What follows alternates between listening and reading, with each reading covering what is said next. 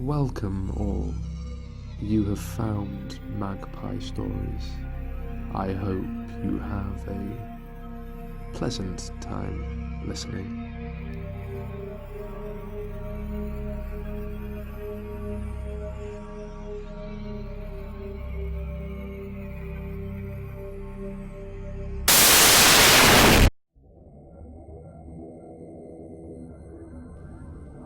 Coincidences in the night.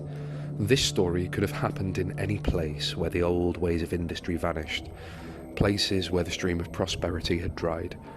This story could have happened in any of these places. This story could have, but did not.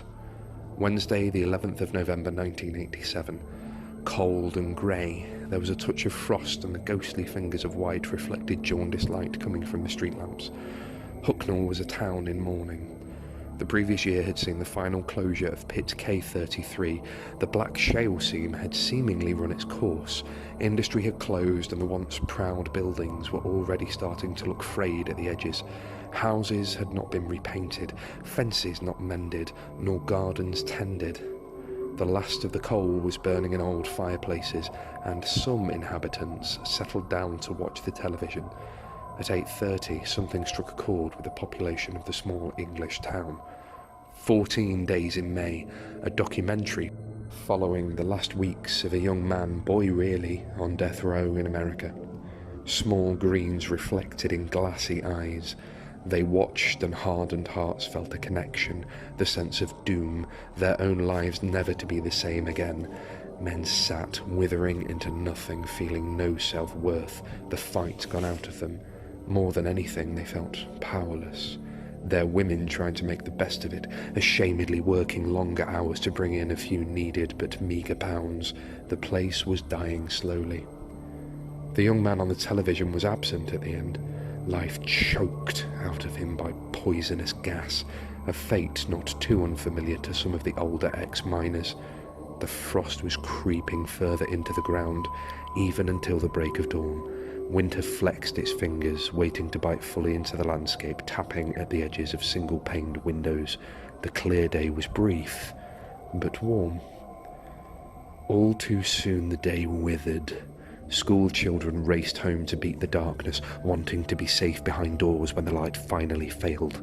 It was peculiar. None of the children arranged to see one another in the evenings, staying with family, sitting with the men, the fathers, uncles and older brothers who were now morose and waiting for something to happen that would allow them to earn an honest living again, at least some kind of redemption.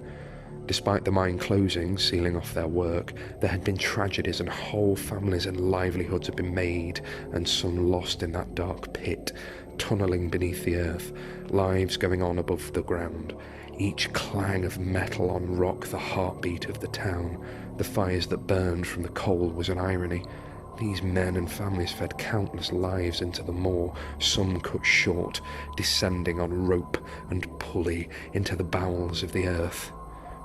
The bus drivers continued on their routes, the stops for the town noticeably empty of people. No one got on or off within a few miles.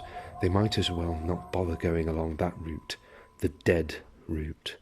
The mine, the lifeblood of the town, had spawned a living death amongst the inhabitants, the inaction of compliance and acceptance of fate palpable.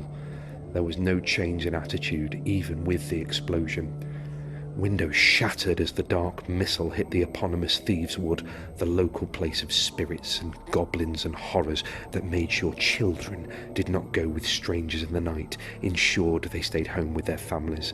The bolt hit the ground with such an impact that nearby windows splintered into vicious spiderwebs of cutting, spinning design, catching and eviscerating the thoughts of those inside. Those who were older and remembered a time of war thought about ducking, now unable to make it all the way down to the floor. Old age and lack of mobility prevented joints from acting on instinct. In the town, there was little reaction. The strange numbness behind the eyes meant that nothing registered. No panic, like pictures in a burning building, unaware, rigid. Not even pets stirred in the wake of the noise and the light. The sky that had been clear turned to electric thunder and the rain fell. Deep under the streets, at the face of the devil, a few select people hid. Amongst the coal and the dust, they made noises and undulated in unison. Sacrifice would be something they all had in common. They had talked, they had pleaded and begged, they had done other things that not one of them was proud of. They had taken action. The talk of missing animals and other things missing attested to that. Things had escalated. The men sat, not worried about work and worthlessness. They were relieved K33 had closed. They needed to shut the whole area down. Something primeval had been summoned. No, summoned was the wrong word. Something had awoken. The loss of prosperity was nothing compared to their souls. The clouds and pregnant cracks of the heavens had birthed their answers. It had come too late. The Bevan boys had found it back in the 1940s, coal-faced and blackened, the scene that reached out into eternity. Subsequent reports were easily dismissed by the papers and local radio stations as a UFO landing. The truth was much less alien than that. Not for the last time did the proud residents of that town wish for an ending like the American in the documentary. Like a Pandora, their curiosity burned too deep.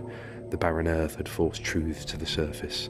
There was more than one reason children ran home from the dark and stayed with strong male relatives. Some sacrifices are hard. They had taken more than they bargained for. The woods crackled with energy, eldritch and blue, cold and light. Trees stretched and roots moved. Something without a name clawing its way free. They wanted to attribute it to some devilry. They needed to blame something. They did not name it, couldn't. Introspection was too much. The name of the beasts were guilt and shame. Actions had been taken that had grown from seemingly insignificant to something far worse. The earth hid their sins, the transients and the outcasts, the ones no one missed.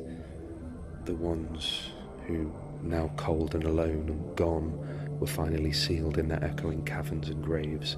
There were reports of officials on the road that night, stopping people from leaving and entering the area. K33 closed forever in conjunction with that bolt of black. There had been no UFO. There had been an explosion. Men talked to the older generation. The spark had been lit from seeing the black teenager talk about his execution, the use of gas. They knew they could use the coal bed methane, what their fathers and those who first descended into the shallow earth called fire damp. It would be sealed. A small newspaper column would say the thing from the sky was a UFO that hovered and crashed. Some thought it was their sins, full grown and black, burying itself in the cool womb of the earth. The town moved forward and new families grew up as the tight-lipped generation went the way of all mortals, and the stories passed into legend. A way of making children behave and not go with strangers. Some things are not destined to die as we know it. The echoes of pain and guilt are never truly gone. Sometimes the earth births that which is buried, sometimes not. Sometimes they are reborn with strange names, the mythos of old brought into a new generation. As with this entire story, no one said a word.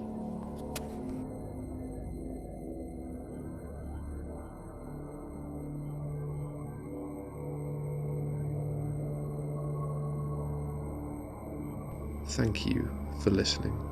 I hope it was enjoyable. More info on stories can be found in the links below. You'll hear from me again soon.